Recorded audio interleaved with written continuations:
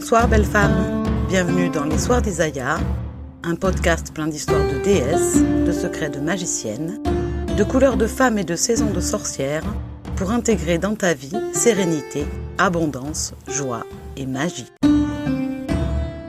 Ceci est l'épisode 3, un épisode plein d'œufs et encore des œufs. Je suis Isaya Belle, créatrice, coach de vie et de business magique, enseignante déesse et prêtresse voyageuse, et ce podcast a pour but de t'accompagner pour des soirées paisibles et inspirantes. Les Soirs d'Isaya est un podcast publié 2 fois par mois le samedi, et tu trouveras plus d'infos et les références dont je parle sur le site fr.isayabelle.com. Abonne-toi au podcast sur la plateforme de ton choix pour être informé de la publication de chaque nouvel épisode. Si tu aimes ce podcast, tu peux le soutenir en laissant des étoiles, des pouces bleus et des avis sur la plateforme où tu m'écoutes. Épisode 3, entre deux Pâques, qu'est-ce qu'un œuf ? Alors aujourd'hui je vais te parler des œufs, de toutes les formes d'œufs qui me passent par la tête. Et je vais commencer par te raconter un petit peu pourquoi nous sommes entre deux Pâques. La semaine dernière c'était Pâques chez les catholiques. Et cette semaine, donc ce prochain dimanche, ce sera Pâques chez les Grecs orthodoxes. Comme je suis d'origine grecque, je me sens entre deux Pâques. J'ai pensé que c'était le moment idéal pour te parler des œufs. Voici revenu le printemps comme chaque année, avec ses fleurettes et son soleil, ses bourgeons et ses insectes. Mais bien sûr aussi ses œufs. Tu avais remarqué bien entendu cette omniprésence de l'œuf dans la thématique printanière. Pâques et ses œufs en chocolat étant la cerise sur le gâteau, si je peux dire. En fait, l'œuf est au cœur du printemps. Imagine, il y a 2000 ans, à 2 ou 3 milliers d'années près. En février, dans les cabanes des paysans, comme dans les demeures des seigneurs, il ne reste presque plus rien des récoltes de septembre. Quelques céréales et quelques vieilles pommes tout au plus. Tous les animaux sont encore en hibernation, pas de chasse possible. Et puis, un beau matin de printemps, les oiseaux se réveillent et se mettent à pondre. Enfin des protéines à nouveau disponibles. Quel meilleur symbole que l'œuf pour le printemps et la vie revenue. Bien sûr, l'œuf est un symbole bien plus riche que ça. Voici, en quelques mots, son histoire, sa mythologie, sa signification symbolique. La coutume d'offrir des œufs perdure, notamment à Pâques, fête de la résurrection et de l'éveil de la nature. L'œuf est un symbole de fertilité, de naissance et de vie, car il englobe la vie à venir qui, par ailleurs, en éclot. Par sa forme ovale, qui suggère l'infini, l'œuf représente la renaissance et la régénération du cycle de la vie. La forme de l'œuf est également magique, par sa douceur, son aspect lisse et sa nature reconnaissable entre toutes, qui rappelle également les spirales des rotations de chaque planète autour du Soleil. Cette même forme ovale est donc associée au cycle des saisons, à la spirale de la Terre, qui tourne et tourne autour de son astre, le Soleil. Dans cette symbolique, le jaune de l'œuf est associé au Soleil, au dieu solaire, comme chez les Celtes païens par exemple. Et le blanc de l'œuf représente la jeune fille du printemps, pâle et vierge. Le mariage sacré de ces deux-là a lieu pour l'équinoxe de printemps, pour Ostara, et l'on mange l'œuf pour symboliser ce mariage. Symboliquement encore, l'œuf cache un trésor, la vie et tout ce qui est nécessaire pour la créer, tout en étant lui-même un trésor caché, qui est créé à l'intérieur de l'oiseau ou de la poule, puis couvé encore. Il y a là un secret magique qui attend d'éclore. L'œuf joue un rôle dans la pensée de nombreuses cultures en tant que source de vie, d'une vie nouvelle née d'une matière inanimée. Beaucoup croient que le monde a été créé à partir d'un œuf, appelé l'œuf cosmique, considéré comme contenant le germe à partir duquel se développe la manifestation. La naissance du monde à partir d'un œuf est un symbole universel, commun aux Celtes, aux Grecs, aux Égyptiens, aux Phéniciens, aux Tibétains, aux Hindous, aux Chinois, aux populations sibériennes. Déjà, dans l'Égypte ancienne, l'œuf était vénéré comme le départ du monde, l'origine du monde, le commencement du monde. Une version du mythe de la création mentionne l'œuf sacré originel, qui contenait l'oiseau de lumière. L'œuf et sa coquille protectrice, petit nid douillet, est également associé au nid de l'oiseau, un espace confortable où se développer, et par conséquent à la matrice féminine, à la yoni en sanskrit, mais j'y reviendrai. L'œuf est également lié à la maternité et à ses aspects symboliques de protection et de nutrition. L'œuf contient tout ce qu'il faut pour aider le poussin à se développer et à grandir. Ainsi, l'œuf est à lui tout seul une mère nourricière. Il y a 5000 ans, les Chinois déjà offraient des œufs peints à l'arrivée du printemps. Dans la Grèce et la Rome antique, on suspendait des œufs colorés et on les offrait au mois de mars pour célébrer l'équinoxe de printemps, c'est-à-dire le début de l'année. L'œuf symbolisait ainsi le renouveau et la fertilité. C'est avec cette même connotation qu'à partir du IVe siècle, des œufs ont servi comme offrande funéraire dans des tombes romano-germaniques afin de souhaiter la résurrection aux défunts. Le christianisme, enfin, a adopté l'œuf comme symbole de fertilité, de résurrection et de vie éternelle. De l'extérieur, l'œuf semble mort et inanimé, alors qu'à l'intérieur, une nouvelle vie prend forme. Comme un tombeau, il enferme la vie, symbolisant le saint sépulcre de Jérusalem, duquel Jésus-Christ est ressuscité le matin de Pâques. C'est pour cette raison que l'œuf est un attribut chrétien de la fête de Pâques. Dans une de ses paraboles, Jésus qualifie d'ailleurs l'œuf de « bonne chose ». C'est ainsi que celui-ci est devenu un aliment vertueux.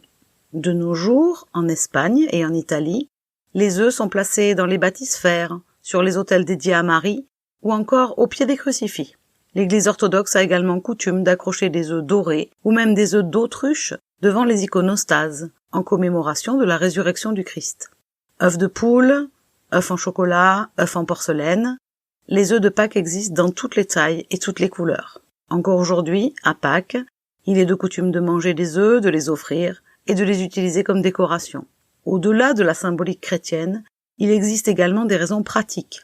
Au Moyen-Âge, l'Église interdisait toute consommation de viande ou d'œufs pendant le carême, du mercredi des cendres jusqu'au vendredi saint. Par conséquent, avant Pâques, les paysans accumulaient de grandes quantités d'œufs. Afin de conserver l'excédent, ces derniers étaient cuits, décorés, bénis dans l'église et ensuite offerts. Ils se retrouvaient sur la table le dimanche de Pâques. Pendant cette période, les paysans, souvent, payaient une partie de fermage en œufs. Depuis le XIIIe siècle, le rouge est la couleur traditionnelle de l'œuf de Pâques. Il incarne la vie, la joie et symbolise le sang versé sur la croix. Il renvoie à la mort sacrificielle de Jésus. Ce n'est que beaucoup plus tard que les œufs ont été peints dans d'autres couleurs. Un autre aspect de la symbolique de l'œuf concerne son identité de complétude. Tout est là dans l'œuf, tout est prêt pour que la vie éclose, pour que tout cela se développe. De cette manière-là, je peux me comparer moi à un œuf. J'existe par moi-même, je n'ai plus besoin de personne pour me développer, grandir et éclore. Je suis complète comme un œuf. J'existe par moi-même, et tel un œuf, je suis complète. Je t'invite à méditer sur cette symbolique de l'œuf et sur cette complétude, cette entièreté de l'œuf, qui ne demande pas de complément. Ainsi tu peux, en écoutant le message de l'œuf, te convaincre enfin que tu existes par toi-même et que tu n'as besoin de personne pour continuer à grandir. Je voudrais te parler plus particulièrement aujourd'hui d'un œuf un peu spécial, un œuf appelé œuf de Yoni. Yoni, c'est un mot que j'ai mentionné plus haut, c'est le nom sanskrit de la matrice féminine, c'est-à-dire que cela comprend tous les organes génitaux féminins, vagin, utérus, trompe, etc. Tous ces organes sont regroupés sous le nom générique sanskrit de Yoni. Il y a plus de 10 ans aujourd'hui, j'ai eu la chance, l'honneur et le bonheur d'être initiée à la pratique de l'œuf de Yoni. Cette initiation a eu lieu dans le cadre d'un stage de tantra, animé par Marisa Ortolan, dans le somptueux hameau de l'Étoile. Cette découverte et cette initiation ont changé ma vie pour le meilleur. Elles ont aussi ouvert des portes dans ma conscience et m'ont emmenée sur un chemin sacré d'exploration de mon corps et de ma Yoni, mais aussi des relations complexes, joyeuses et fertiles entre les deux. La pratique de l'œuf de Yoni est originaire de Chine, mais également de l'Inde. On ne sait lequel des deux a précédé l'autre. Un œuf de Yoni est un œuf en cristal. En Chine, traditionnellement, ils étaient en jade. Aujourd'hui, on en trouve dans plein de cristaux et même certaines fois en bois. On trouve couramment aujourd'hui des œufs en quartz rose ou en cristal de roche. À mon point de vue, l'intérêt majeur de cette pratique est d'apporter de la lumière dans Yoni, dans ma relation à Yoni, et dans la manière dont je perçois ma sexualité et mon corps en général. De plus, cette pratique, par le fait même que c'est une pratique, contourne le mental et s'adresse principalement à ma conscience émotionnelle, à ma conscience spirituelle, et me permet ainsi de me réconcilier avec des parties de moi que peut-être je n'aime pas vraiment beaucoup jusqu'à aujourd'hui, de découvrir de nouveaux aspects de moi-même, mais aussi peut-être de guérir et de soigner une relation difficile avec ma sexualité, ma yoni et mon corps en général. La pratique de l'œuf de yoni, millénaire et sacrée, fait depuis partie de mon quotidien, parfois traversée de pauses ou au contraire organisée en un rapport intime qui me relie à mon être divin, à l'écoute intuitive des besoins de ma yoni. Pendant ces 10 années, j'ai aussi vu la pratique de l'œuf de yoni se populariser et de nombreuses femmes poster sur les réseaux sociaux pour partager leurs expériences, leurs retours, leurs découvertes, mais aussi proposer des œufs à la vente et des formations, des initiations. Bien sûr, cette démocratisation me réjouit. Il me semble important que la pratique de l'œuf de yoni ne soit pas limitée à une élite ou à une société secrète. Cette pratique concerne chaque femme. La popularisation ouvre ainsi la porte à chaque femme qui peut proposer sa propre interprétation de l'œuf de yoni. Par conséquent, j'ai ressenti avec encore plus d'intensité le besoin d'offrir au monde ma propre mouture.